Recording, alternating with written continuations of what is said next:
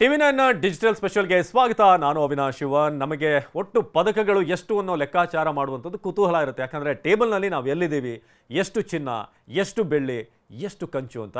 ಈಗ ಮತ್ತೊಂದು ಕಂಚು ನೆನ್ನೆ ಸೇರ್ಪಡೆ ಆಗಿದ್ದು ಹಾಕಿ ತಂಡದಿಂದ. ನಮಗೆ ಅವರಿಂದ ಬೆಳ್ಳಿ ಬರ್ಬೋದು ಅನ್ನೋ ನಿರೀಕ್ಷೆ ಇತ್ತು. ಚಿನ್ನ ಬಂದರೆ ಇನ್ನೂ ಖುಷಿ, ಯಾಕಂದರೆ ನಾವು ಅಷ್ಟೊಂದು ರೆಕಾರ್ಡ್ಗಳನ್ನ ಕ್ರಿಯೇಟ್ ಮಾಡಿದ್ದೀವಿ ಹಾಕಿಯಲ್ಲಿ. ಸೊ ಈ ಬಾರಿಯ ಒಲಿಂಪಿಕ್ಸ್ ಪಂದ್ಯಾವಳಿಯಲ್ಲಿ ಚಿನ್ನ ಗೆಲ್ಲುವಂಥ ಭರವಸೆಯನ್ನು ಹುಟ್ಟಿಸಿದವರಲ್ಲಿ ಪುರುಷರ ಹಾಕಿ ತಂಡ ಕೂಡ ಒಂದಾಗಿತ್ತು. ಆರಂಭದಲ್ಲಿ ಪುರುಷರ ಹಾಕಿ ತಂಡ ಆಡಿದಂಥ ಪರಿ ದಶಕಗಳ ಬಳಿಕ ಆಸ್ಟ್ರೇಲಿಯಾ ಅಂತ ಟೀಮನ್ನು ಬಗ್ಗು ಬಡ್ದಂಥ ರೀತಿ ಈ ಬಾರಿ ಚಿನ್ನವನ್ನು ಕೊರಳಿಗೆ ಹಾಕ್ಕೊಂಡೇ ಬಿಡ್ತಾರೆ ಅನ್ನೋ ಭರವಸೆಗಳನ್ನು ಮೂಡಿಸಿದ್ವಿ. ಯಾಕಂದರೆ ಅಂಥ ಒಂದು ಕ್ರಂಚ್ ಸಿಚುವೇಷನ್ಗಳಲ್ಲಿ ಆಡಿದಂಥ ರೀತಿ ಶ್ರೀಜಿತ್ ಇರ್ಬೋದು, ನಮ್ಮ ಕ್ಯಾಪ್ಟನ್ ಇರ್ಬೋದು ಹರ್ಮನ್ಪ್ರೀತ್. ಸೊ ಆದರೆ ಕೊನೆ ಕ್ಷಣದಲ್ಲಿ ಎಲ್ಲ ನಿರೀಕ್ಷೆಗಳು ಕೂಡ ಹುಸಿಯಾಗಿದೆ. ಆದರೆ ಭಾರತ ಬರಿಗೈಯಲ್ಲಿ ವಾಪಸ್ಸಾಗಿಲ್ಲ. ಹಾಕಿ ವಿಚಾರದಲ್ಲಿ ಬಂದಾಗ ಕಂಚಿನ ಪದಕವನ್ನು ಕೊರಳಿಗೆ ಹಾಕ್ಕೊಂಡೇ ಭಾರತದ ಹಾಕಿ ಟೀಮ್ ದೇಶಕ್ಕೆ ವಾಪಸ್ ಆಗ್ತಾ ಇದೆ. ಸೊ ಪ್ಯಾರಿಸ್ ಒಲಿಂಪಿಕ್ಸ್ ಕ್ರೀಡಾಕೂಟದಲ್ಲಿ ಭಾರತಕ್ಕೆ ಮತ್ತೊಂದು ಪದಕ ಸಿಕ್ಕಿದೆ. ಪುರುಷರ ಹಾಕಿಯಲ್ಲಿ ಸ್ಪೇನ್ ತಂಡವನ್ನು ಭಾರತ ತಂಡ ಮಣಿಸಿ ಕಂಚಿನ ಪದಕಕ್ಕೆ ಮುತ್ತಿಟ್ಟಿದೆ. ಸೊ ಪ್ಯಾರಿಸ್ ಒಲಿಂಪಿಕ್ಸ್ 2024 ಭಾರತದ ಪದಕಗಳ ಪಟ್ಟಿ ಏನಿದೆ ಅದರಲ್ಲಿ ಮತ್ತೊಂದು ಸೇರ್ಪಡೆ. ಹರ್ಮನ್ಪ್ರೀತ್ ಸಿಂಗ್ ನೇತೃತ್ವದ ಭಾರತದ ಪುರುಷರ ತಂಡ ಹಾಕಿಯಲ್ಲಿ ಕಂಚಿನ ಪದಕವನ್ನು ಗೆಲ್ಲೋ ಮೂಲಕ ಸ್ಪೇನ್ ವಿರುದ್ಧ 2-1 ಅಂತರದ ಗೆಲುವಿನ ಮೂಲಕ ಒಲಿಂಪಿಕ್ಸ್ನ ಕಂಚಿನ ಪದಕವನ್ನು ನಾವು ಉಳಿಸ್ಕೊಂಡಿದ್ದೇವೆ. ಸೊ ಪಂದ್ಯದ ಮೊದಲ ಕ್ವಾರ್ಟರ್ ಹೇಗಿತ್ತು, ಯಾವ ರೀತಿ ಪಂದ್ಯ ಸಾಕ್ತು ಅಂತ ನೋಡೋದಾದರೆ, ಪಂದ್ಯದ ಮೊದಲ ಕ್ವಾರ್ಟರ್ನಲ್ಲಿ ಎರಡೂ ತಂಡಗಳು ಕೂಡ ಗೋಲ್ ಇಲ್ಲದೆ ಆಟವನ್ನು ಆಡಿದ್ವು. ಒಂದು ಗೋಲ್ ಕೂಡ ಬರಲಿಲ್ಲ. ಆದರೆ ಎರಡನೇ ಕ್ವಾರ್ಟರ್ನಲ್ಲಿ ಸ್ಪೇನ್ ತಂಡದ ನಾಯಕ ಮಾರ್ಕ್ ಮಿರಾಲೆಸ್ 11ನೇ ನಿಮಿಷದಲ್ಲಿ ಒಂದು ಗೋಲನ್ನು ಬಾರಿಸ್ತಾರೆ. ಇದರೊಂದಿಗೆ ಸ್ಪೇನ್ ಒಂದು ಲೀಡನ್ನು ಕಾಯ್ದುಕೊಳ್ಳುತ್ತೆ 1-0 ಅಂತ. ಆಗಲೂ ಕೂಡ ಒಂದು ಸ್ವಲ್ಪ ಟೆನ್ಷನ್ ಬಿಲ್ಡ್ ಆಗಿತ್ತು, ಅಂದರೆ ಲೀಡ್ ಆಯ್ತಲ್ಲ ಅವ್ರದ್ದು ಅಂತ.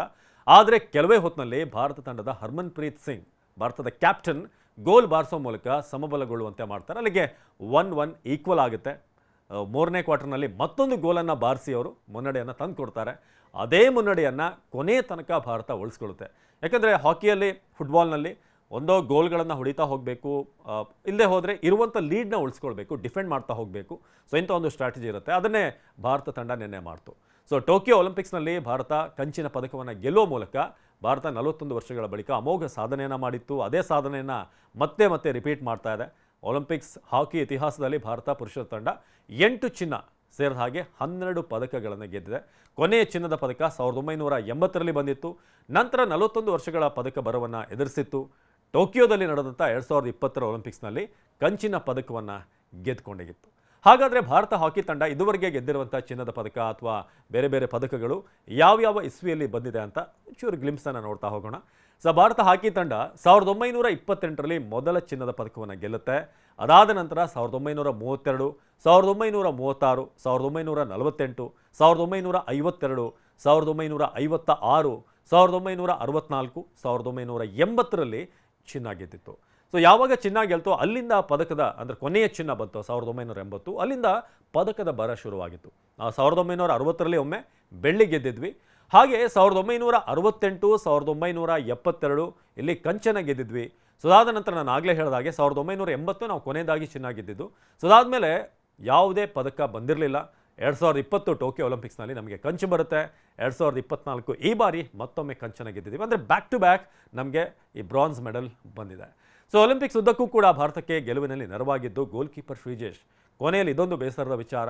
ಹೇಗೆ T20 ವರ್ಲ್ಡ್ ಕಪ್ ಗೆದ್ದ ನಂತರ ವಿರಾಟ್ ಕೊಹ್ಲಿ, ರೋಹಿತ್ ಶರ್ಮಾ ಇಬ್ಬರೂ ಕೂಡ T20 ಫಾರ್ಮ್ಯಾಟ್ಗೆ ರಿಟೈರ್ಮೆಂಟನ್ನು ಘೋಷಣೆ ಮಾಡಿದರು. ಹಾಗೆಯೇ ಒಂದು ದೊಡ್ಡ ನಿರ್ಧಾರವನ್ನು ನಿಮ್ಮೆಲ್ಲರ ಮೆಚ್ಚಿನ ಗೋಲ್ ಕೀಪರ್ ಶ್ರೀಜೇಶ್, ತಡೆಗೋಡೆ, the wall of India, Rahul Dravid ಅವ್ರನ್ನ ಬಿಟ್ಟರೆ ಎರಡನೇ ವಾಲ್ ಅಂತಂದರೆ ಶ್ರೀಜೇಶ್ ಅಂತ ಹೇಳ್ಬೋದು. ಹೀಗಾಗಿ ಈ ಪದಕದ ಜೊತೆಗೆ ಅವರಿಗೆ ಉತ್ತಮ ವಿದಾಯ ಸಿಕ್ಕಿದೆ. ಒಲಿಂಪಿಕ್ಸ್ ಆರಂಭಕ್ಕೆ ಮುನ್ನವೇ ಇದು ನನ್ನ ಕೊನೆಯ ಅಂತಾರಾಷ್ಟ್ರೀಯ ಟೂರ್ನಿ ಅಂತ ಅವರು ಹೇಳಿದರು. ಅದೇ ರೀತಿಯಾಗಿ ಇದಕ್ಕಿಂತ ಬೆಸ್ಟ್ ಮೊಮೆಂಟ್ ಯಾವುದಿದೆ? ಒಂದು ಪದಕವನ್ನು ಭಾರತಕ್ಕೋಸ್ಕರ ಗೆದ್ದು ನಂತರ ವಿದಾಯ ಹೇಳೋದು. ಹಾಗಾಗಿ ಇಲ್ಲಿಗೆ ತಮ್ಮ ವೃತ್ತಿ ಜೀವನವನ್ನು ಮುಗಿಸಲಿದ್ದಾರೆ. ಹೀಗಾಗಿ ತಂಡದ ಆಟಗಾರರು ಉತ್ತಮ ವಿದಾಯ ಹೇಳಲಾಗಿದೆ. ತಂಡದ ಆಟಗಾರರು ಕೂಡ ಒಂದು ಉತ್ತಮ ವಿದಾಯ ಕೊಟ್ಟರು. Sreejesh, you will be missed, you are a champion player. So ನಿಮ್ಮೆಲ್ಲರಿಗೂ ಕೂಡ ಯಾರ್ಯಾರು ಪದಕ ಗೆದ್ದಿದ್ದೀರಾ, ಯಾರ್ಯಾರು ಈ ಒಂದು ಶ್ರಮವನ್ನು ವಹಿಸಿದ್ರು ಹಾಕಿಯಲ್ಲಿ, ಎಲ್ಲರಿಗೂ ಕೂಡ ನಮ್ಮ ಕಡೆಯಿಂದ ಒಂದು ಸೆಲ್ಯೂಟ್. ಸೊ ಮತ್ತಷ್ಟು ಪದಕಗಳನ್ನು, ಮತ್ತಷ್ಟು ಗೆಲುವು ನಿಮ್ಮದಾಗಲಿ ಅಂತ ಈ ಮೂಲಕ ನಾವು ಬಯಸ್ತಾ ಇದ್ದೀವಿ. ಹಾಕಿ ನಮ್ಮ ಕ್ರೀಡೆ, ನಮ್ಮ ಮಣ್ಣಿನ ಕ್ರೀಡೆ. ಅದನ್ನು ಮತ್ತಷ್ಟು ಎತ್ತರಕ್ಕೆ ಎತ್ತರಕ್ಕೆ ಏರಿಸುವಂಥ ಕೆಲಸ ನಿಮ್ಮಿಂದ ಆಗಲಿ, ಮುಂದೆ ಬರುವಂಥ ಯುವ ಜನರಿಂದ, ಮಕ್ಕಳಿಂದ ಆಗಲಿ ಅನ್ನೋದೇ ನಮ್ಮ ಬಯಕೆ. ಇದಾಗಿತ್ತು ಟಿವಿ9 ಡಿಜಿಟಲ್ ಸ್ಪೆಷಲ್. ನಿರಂತರ ಸುದ್ದಿಗಾಗಿ ನೋಡ್ತಾ ಇರಿ ಟಿವಿ9.